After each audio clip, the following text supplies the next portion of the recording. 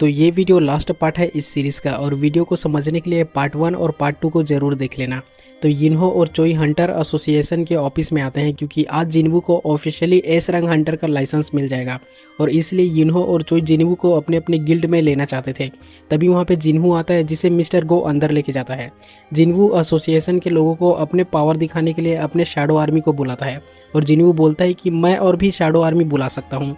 जिन्वू के shadow army को देख के मिस्टर गो भी चौंक जाता है और जिन्वू के पावर को देखने के बाद में हंटर एसोसिएशन जिन्वू को उसका एस रैंक का हंटर लाइसेंस दे देता है।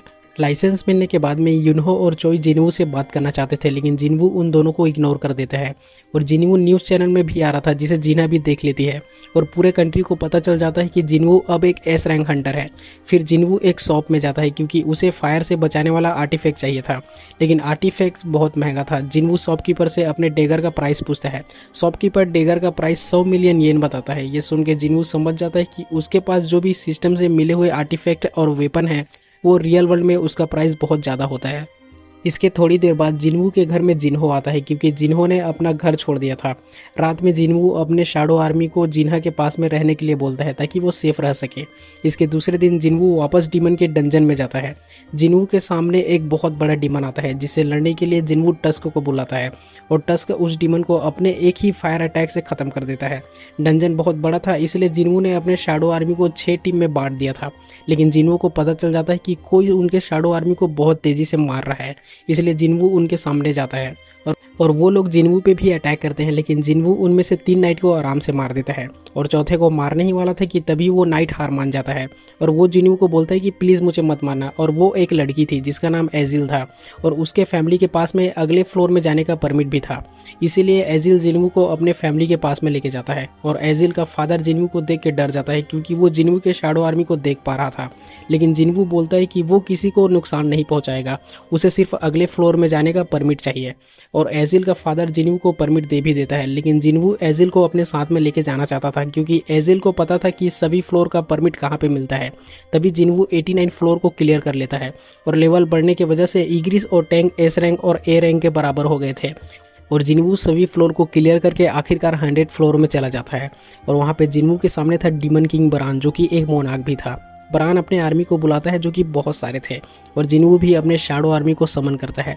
इसके बाद वहाँ पे बहुत इंटेंस बैटल शुरू हो जाता है और जिन्वू बरान के ड्रैगन का सर काट देता है, इसलिए बरान जमीन में गिर जाता है एंड जिन्वू और बरान के बीच में फाइट स्टार्ट हो जाता है। बरान लड़ते हुए जिन्वू पे लाइटनिंग से अटैक कर रहा था लेकिन जिन्वू अपने फुल पावर का यूज़ करता है और वो बरान के दोनों हाथों को उखाड़ देता है और बरान को इतने ज़ोर से पंच करता है जिसके इम्पैक्ट से वहाँ पे बहुत बड़ा ब्लास्ट होता है।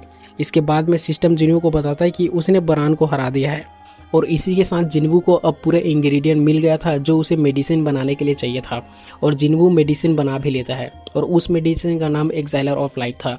तभी आयरन जिन्वू के पास बरान के ड्रैगन के डेड बॉडी को लेके आता है और जिन्वू उसे अपने शैडो आर्मी में शामिल कर लेता है और उसका नाम रखता है काइजेल। इसके साथ ही जिन्वू को शैडो एक्सचेंज नाम का एक स्किल भी मिलता है जिसका यूज़ करके जिन्वू किसी भी शैडो आर्मी के साथ में अपना जगह चेंज कर सकता है चाहे वो कहीं भी हो और इसी स्किल का यूज़ करके जिन्वू सिटी में पहुंच जाता है। इसी के साथ में मिस्टर गो जेजू आइलैंड में रेड करने की तैयारी कर रहे थे, इसीलिए युनहो अपने दोस्त बिंगू को रेड में हिस्सा लेने के लिए बोलता है लेकिन बिंगू मना कर देता है। फिर जिन्हो एक्साइलर ऑफ लाइफ अपने मॉम को पिलाता है और इसके कुछ ही टाइम बाद में जिन्हो का मॉम उठ जाता है। अपने मॉम को देख के जिन्हो उसे गले लगा लेता है और बहुत रोता है लेकिन ये बात सुन के डॉक्टर को यकीन नहीं हो रहा था क्योंकि अभी तक दुनिया में इटर्नल स्लीप का कोई मेडिसिन बना ही नहीं था। जिन्हा भी अपने मॉम को गले लगा के बहुत रोती है और जिन्हो खुद को बोलता है कि इसी दिन के लिए मैंने इतना मेहनत किया था। इसके दूसरी तरफ चेयरमैन को पूरे कंट्री को बताता है कि वो लोग जेजू आइलैंड पे रेड करेंगे और उनके साथ में दूसरी कंट्री के 10 एस रैंक हंटर भी होंगे। इनके साथ ही में बाकी हंटर कोस्टल एरिया में रहेंगे और वो लोग मेनलैंड को डिफेंड करेंगे। दूसरी तरफ जिन्वू अपने मॉम के साथ में घर आ गया था। चेयरमैन को जिन्वू को जेजू आइलैंड में चलने के लिए बोलता है लेकिन जिन्वू मना कर देता है क्योंकि वो अपने फैमिली के साथ में रहना चाहता था। चेयरमैन गो जिन्वू को एक जगह लेके जाता है जहाँ पे एस रैंक हंटर एक्सरसाइज कर रहे थे। तभी वहाँ पे जापान के एस रैंक हंटर आते हैं और वो लोग कोरियन हंटर को वीक बोलते हैं, इसलिए युनहो बोलता है कि जापान और कोरियन हंटर के बीच में एक फ्रेंडली मैच होगा जिसके लिए जापानीज हंटर भी मान जाते हैं और फिर सभी हंटर्स के बीच में फाइट स्टार्ट हो जाता है। हंटर यूनहो और चाहिन जापानीज हंटर पे भारी पड़ रहा था, लेकिन तभी एक जापानीज हंटर अपना कंट्रोल खो देता है, इसलिए जिनवू उसे रोक लेता है। ये चीज़ देख के जापानीज हंटर यूजी गोतो, जो कि जापान का सबसे पावरफुल एस रैंक हंटर था, वो जिनवू को फाइट के लिए चैलेंज करता है। जिनवू भी चैलेंज एक्सेप्ट कर लेता है अगर यूजी गोतो अपने फुल पावर से लड़ेगा तो। फिर यूजी गोतो और जिनवू के बीच में फाइट स्टार्ट हो जाता है और यूजी गोतो जिनवू पे बहुत स्पीड से अटैक कर रहा था, लेकिन जिनवू यूजी गोतो को अटैक से आराम से बच रहा था और स्माइल कर रहा था, इसलिए यूजी गोतो और भी गुस्सा हो जाता है और बाकी हंटर सोच रहे थे कि इतना इंटेंस फाइट उन्होंने कभी नहीं देखा। तभी यूजी गोतो अपना फुल पावर लगा के जिनवू पे अटैक करता है, लेकिन जिनवू उस अटैक को फिर से रोक लेता है और इस बार जिनवू भी सीरियस हो जाता है। जिनवू और यूजी गोतो एक दूसरे के सामने खड़े थे, लेकिन तभी वहाँ पे जिनवू को चाहिन और यूनहो पकड़ लेते हैं और जापानीज हंटर भी यूजी गोतो को पकड़ लेते हैं। इसके बाद में जिनवू 5 हंटर के पीछे अपने शैडो आर्मी को लगा देता है। इसके बाद जिनवू घर जाता है और वो पूरे 4 साल बाद अपने मॉम के साथ में डिनर करता है। और वहीं जेजू आइलैंड में एक बड़े से अंडे से एक एंट निकलता है, जो कि बहुत पावरफुल लग रहा था। इसके दूसरे दिन वॉरशिप को जेजू आइलैंड के आसपास में खड़ा कर दिया जाता है, जिसमें हंटर खड़े हुए थे। इतना ही नहीं, कोरिया ने अपने पूरे कंट्री के हंटर को स्टैंड बाई मोड पे रखा हुआ था। तभी हम बिंगू को देखते हैं और वो भी इस रेड में जाने के लिए रेडी हो गया था और जापान के सभी एस रैंक हंटर अपने अपनी पोजीशन में रेडी थे। हंटर के साथ में एक कैमरामैन भी था जो इस फाइट का लाइव ब्रॉडकास्ट करेगा, लेकिन 10 मिनट लेट से। फिर रेड स्टार्ट हो जाता है और मिस्टर चोई अपने पावर से बहुत सारे एंड को एक ही बार में जला देता है। एंड क्वीन को मारने के लिए कोरियन हंटर के पास में सिर्फ 1 घंटा था और जिनवू नॉर्मली अपने डेली मिशन पूरा कर रहा था, क्योंकि उसे ऐसा लग रहा था कि इतने सारे एस रैंक हंटर आराम से जेजू आइलैंड को क्लियर कर लेंगे। लेकिन आइलैंड में जो सबसे पावरफुल एंड था वो जापान के 3 एस रैंक हंटर को आसानी से मार देता है।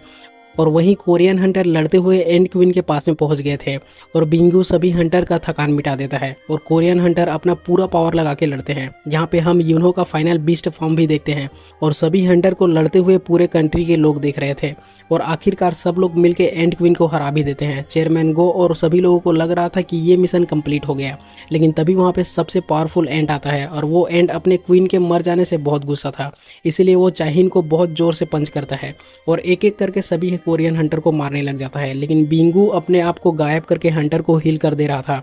बिंगू को ये लग रहा था कि एंट उसे देख नहीं पाएगा, लेकिन तभी वो एंट अपना हाथ बिंगू के आर पार कर देता है और वो एंट बोल भी सकता था, इसीलिए वो एंट यूनहो से पूछता है कि तुम्हारा किंग कौन है।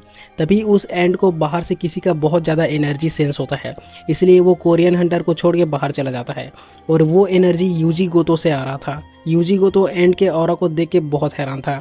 वो एंट यूजी गोतो से पूछता है कि क्या तुम इंसानों के किंग हो, जिस पे यूजी गोतो बोलता है कि हाँ मैं ही इंसानों का किंग हूँ और ये सुनते ही वो एंट यूजी गोतो को मार देता है। इसके दूसरी तरफ सभी कोरियन एस रैंक हंटर बहुत इंजर्ड हो गए थे और उनके ऊपर बहुत सारे एंट्स अटैक भी कर रहे थे, इसलिए उन्हें लग रहा था कि वो लोग आज मर जाएंगे। लेकिन तभी वहाँ पे बहुत सारे शैडो आर्मी कोरियन हंटर के आसपास में शील्ड बना लेते हैं। इसका मतलब जिनवू वहाँ पे आ गया था। जिनवू अपने शैडो आर्मी को आगे बढ़ने के लिए कहता है। ये सुनते ही आयरन और इग्रिस एंड को मारना शुरू कर देते हैं। हंटर जिनवू के आर्मी को देख के सोच रहे थे कि ये किस तरह का शैडो है और जिनवू इस आइलैंड में कैसे पहुंचा।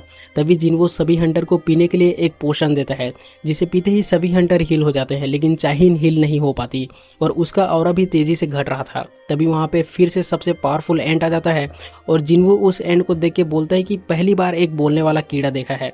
और बाकी हंटर सोच रहे थे कि संग जिनवू भी शायद इस एंट को हरा नहीं पाएगा और खराब सिग्नल फिर से ठीक हो गया था, इसलिए लोग फिर से अपने टीवी में रेड को देख पा रहे थे।